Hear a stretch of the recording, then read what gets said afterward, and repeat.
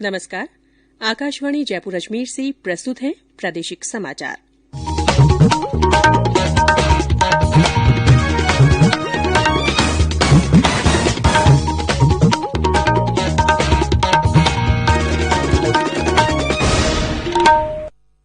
मुख्य समाचार। प्रदेश में कोविड वैक्सीनेशन को लेकर लोगों में जागरूकता का माहौल। अब तक 23 लाख से ज्यादा लोगों को लगाए गए टीके।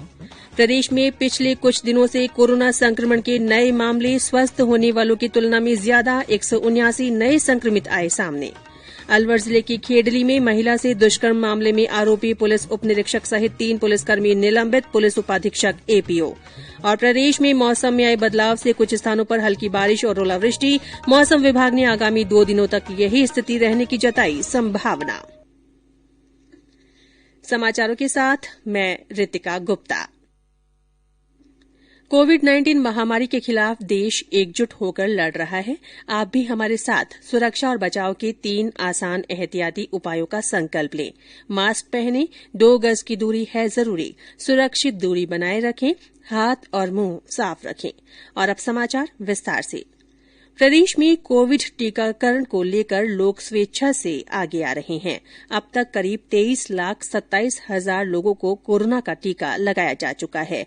इनमें से 19,80,000 को पहली डोज और 3,47,000 को दूसरी डोज भी लगाई जा चुकी है। कल 1,56,000 से ज्यादा वरिष्ठ नागरिकों ने वैक्सीन की पहली खुराक ली। वहीं गंभीर बीमारी वाले 13,107 लोगों ने टीका लगवाया। इधर राज्य विधानसभा में विधायकों और मंत्रियों को कोरोना का टीका लगाने के लिए कल से सेंटर शुरू हुआ।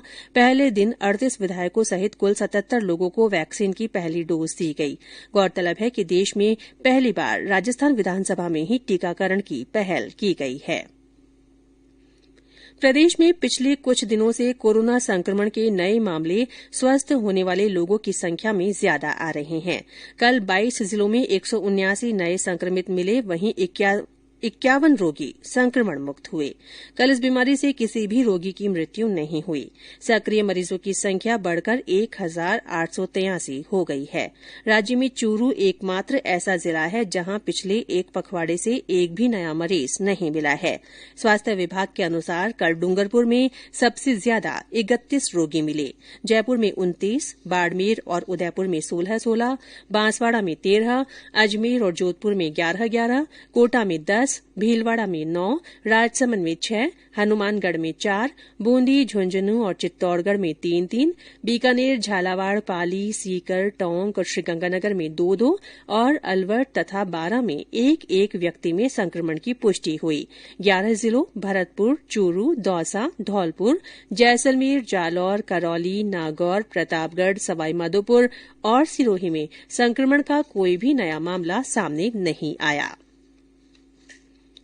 केंद्र सरकार की ओर से कोरोना के प्रति जागरूकता लाने के लिए जन आंदोलन चलाया जा रहा है। इसी के तहत आकाशवाणी जयपुर के समाचार बुलेटिनों में प्रसारित की जा रही विशेष श्रृंखला जनता का संदेश, जनता के नाम के तहत सुनिए हमारे श्रोता का संदेश। नमस्कार, मैं गोपीलाल आर्य, ग्राम ढीबरी चंबल, जिला कोटा से सभी देशवासियों को निवेदन करना चाहूंगा कि हमें कोरोना के मामले में सावधानी बरतनी है। अब हमें वैक्सीन भी लेनी है और कड़ाई से सरकार के द्वारा जारी निर्देशों की पालना भी करनी है। आप सबकी सावधानी से हम यह कोरोना की जंग अवश्य जीतेंगे और भारत को विकसित राष्ट्र बनाने में अहम भूमिका अदा करेंगे। जय भारत। आकाशवाणी के अन्य श्रोता भी कोरोना जन जागरूकता आंदोलन से जुड़ सकते हैं। हमारे ऐसे श्रोता भी अपना संदेश भेज सकते हैं जो कोरोना वैक्सीन ले चुके हैं। इसके लिए आपको अपना संदेश रिकॉर्ड कर या टाइप कर हमारे व्हाट्सएप नंबर 9414052368 पर भेजना है। चयनित संदेशों को आगामी बुलेटिनों में शामिल किया जाएगा। रेलवे ने अपनी सभी हेल्पलाइनों को एक ही नंबर 139 में बदल दिया है, जो यात्रा के दौरान त्वरित शिकायत निवारण और पूछताछ के लिए रेल मदद हेल्पलाइन होगी। मंत्रालय ने एक बयान में कहा है कि पिछले साल विभिन्न रेलवे शिकायत हेल्पलाइन को बंद कर दिया गया था और अब हेल्पलाइन नंबर 182 भी 1 अप्रैल से बंद कर इसका 139 में विलय कर दिया जाएगा। हेल्पलाइन 139 यात्रियों के लिए 12 भाषाओं में उपलब्ध होगी। ये समाचार आकाशवाणी जयपुर अजमेर से प्रसारित किए जा रहे हैं। समाचार अभी और भी हैं, उससे पहले ये संदेश। चलो मिलकर एक शुरुआत करें, चलो एक फैसला आज करें, मास्क नहीं तो टोकेंगे, कोरोना को रोकेंगे, चलो एक इरादा करते हैं, चलो खुद से वादा करते हैं, मास्क नहीं तो टोकेंगे, कोरोना को रोकेंगे। प्रादेशिक समाचारों में फिर से आपका स्वागत है। अलवर जिले के खेडली में एक पुलिस अधिकारी द्वारा फरियादी महिला से दुष्कर्म के मामले में आरोपी पुलिस उप निरीक्षक, थाना प्रभारी और हेड कांस्टेबल को निलंबित कर दिया गया है। मामले में लक्ष्मणगढ़ के पुलिस उपाधीक्षक को भी एपीओ किया गया है। भाजपा प्रदेश अध्यक्ष डॉ सतीश पूनिया ने खेडली की घटना पर कहा है कि अंतर्राष्ट्रीय महिला दिवस के मौके पर राजस्थान फिर शर्मसार हुआ। उन्होंने कहा कि जन कल्याण और जन सुरक्षा का दावा करने वाली गहलोत सरकार के दावे एक बार फिर फेल हुए हैं। उन्होंने कहा कि वर्तमान सरकार दुष्कर्म और अपराध के अन्य मामलों को रोकने में पूरी तरह विफल रही है। संयुक्त प्रवेश परीक्षा जेईई मेन्स के परिणामों में 6 उम्मीदवारों ने 100% अंक हासिल किए हैं। इनमें राजस्थान के साकेत झा भी शामिल हैं।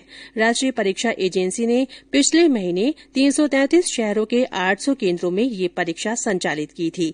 इनमें विदेशों में स्थित 9 केन्द्र भी शामिल थे।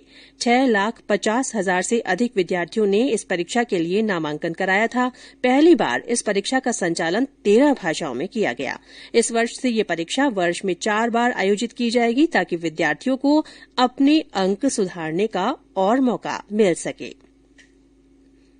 राज्य विधानसभा में कल पुलिस और कारागार की 76 अरब 52 करोड़ रुपए से अधिक की अनुदान मांगे ध्वनि मत से पारित कर दी गई। संसदीय कार्य मंत्री शांति कुमार धारीवाल ने कहा कि राज्य सरकार का ध्येय पारदर्शी, जवाबदेह और स्वच्छ प्रशासन देना है।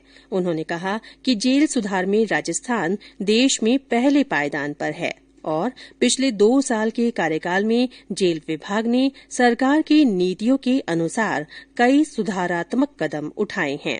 इस दौरान जेल परिसर में कैदियों के पास मोबाइल और निषिद्ध वस्तुओं की रोकथाम के लिए ऑपरेशन फ्लश आउट भी चलाया गया।